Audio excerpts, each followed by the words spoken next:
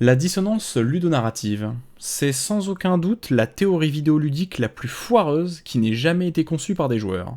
À l'époque de sa conception en 2007, elle a fait très peu de bruit en France. Déjà parce que cette théorie est anglophone de conception, mais surtout car elle n'est jamais réellement passée à la postérité.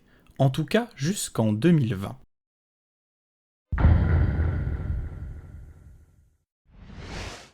Petite recontextualisation, nous sommes en 2020 et j'écume YouTube comme à mon habitude pour trouver divertissement et information. Comme beaucoup de gens à cette période, les vidéos d'un certain The Great Review commencent à être de plus en plus recommandées par l'algorithme de YouTube. Il amène en France, venu tout droit des Amériques, le genre maintenant très commun et très populaire des vidéos essais. Quelle ne fut pas ma surprise quand je pus découvrir qu'il avait déjà réalisé des vidéos sur nombre de sujets intéressants, mais surtout sur la théorie de cette vidéo, la dissonance ludonarrative. Imaginez ma déception quand The Great Review nous offrit dans sa vidéo une théorie plus que bancale, remplie de trous et d'approximations, en plus d'une absence totale de questionnements contraires ou de contre-arguments solides.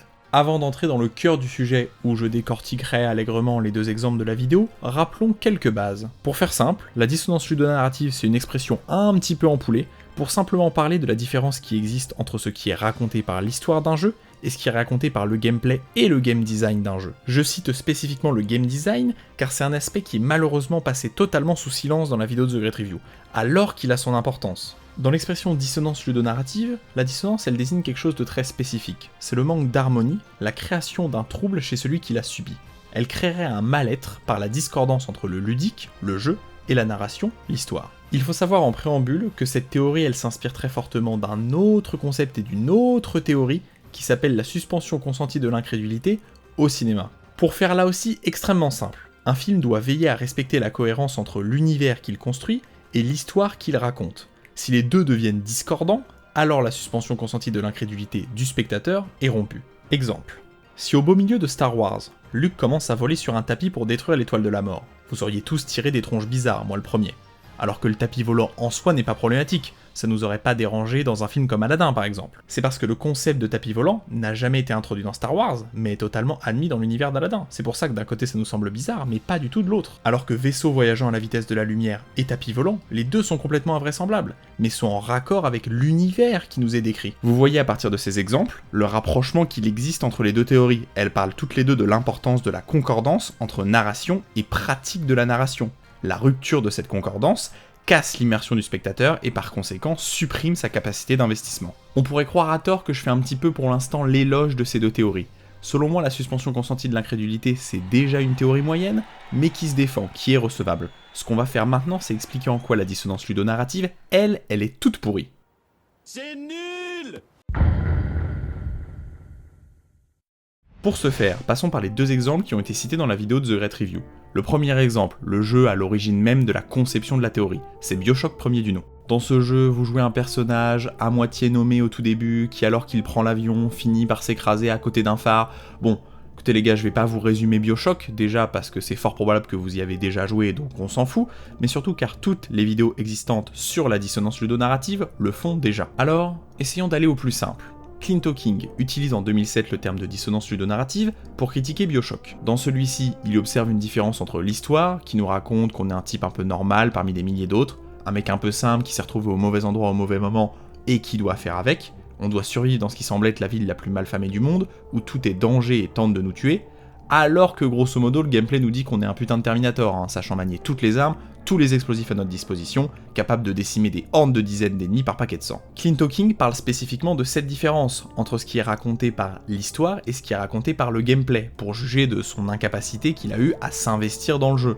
En gros, il s'est fait chier en jouant à BioShock premier du nom, parce qu'il trouve qu'il y avait une trop grande discordance entre les deux. Alors attention, je ne remets absolument pas en cause l'existence même de cette différence, qui est totalement observable. Beaucoup ont tenté de diminuer la critique en expliquant que scénaristiquement c'était justifié de tuer des gens parce que Atlas, parce que machin. Non, le vrai problème n'est absolument pas là selon moi. Que cette différence elle existe ou non, qu'elle soit immense ou minuscule, elle n'a en réalité aucune importance. Bon, arrêtons de parler de BioShock, déjà parce que The Great Review a déjà partiellement détruit l'application de la théorie sur BioShock dans sa propre vidéo, mais surtout car le cœur de sa vidéo se trouve dans le deuxième exemple qui lui est bien plus intéressant.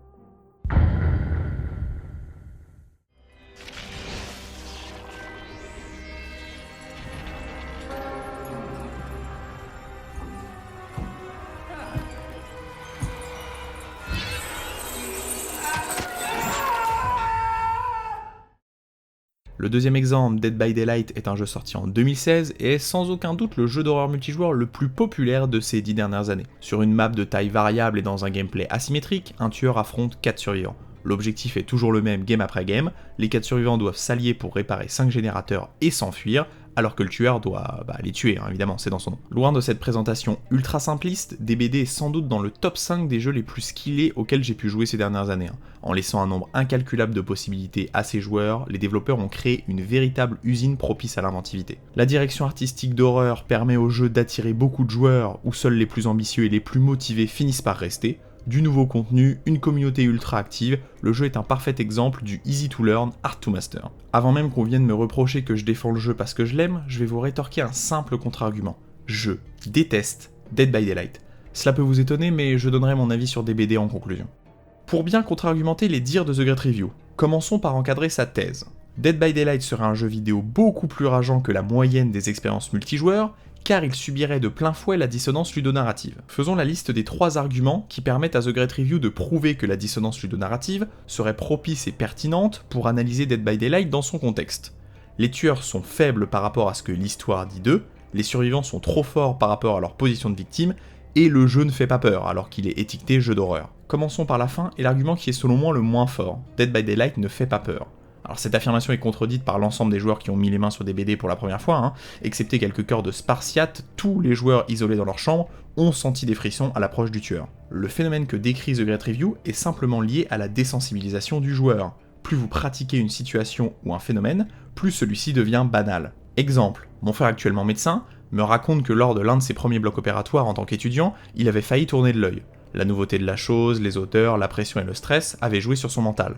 Bien évidemment, après un nombre incalculable d'autres blocs et d'autres expériences plus que variées, mon frère ne tournerait plus de l'œil en pleine opération. Il a subi de la désensibilisation. Et c'est exactement cet effet qui est visible dans Dead by Daylight. Après 150 games, le jeu fait moins peur, c'est logique. Pour Alien Isolation ou Outlast, exemple qu'il cite, le constat serait le même.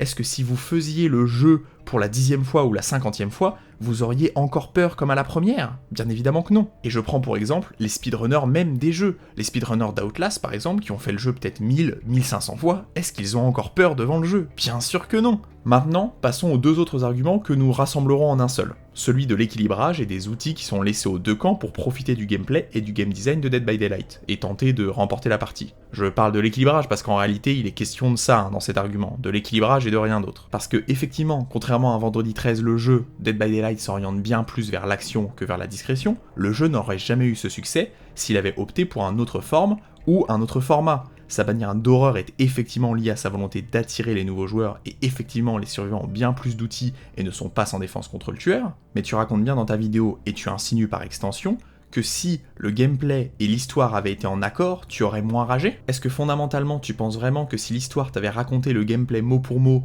ou que l'habillage du jeu aurait été celui du policier et du voleur comme tu le préconises dans ta vidéo, tu aurais moins ragé? Vraiment? Parce que c'est ce que tu sous-entends dans ta vidéo. Si le gameplay avait été exactement le même, et que l'histoire avait été parfaitement en accord avec le gameplay, le jeu aurait été moins rageant selon toi. Moi j'ai une réponse à te proposer, pour expliquer pourquoi tu rages. Sans faire intervenir évidemment des théories scénaristiques foireuses.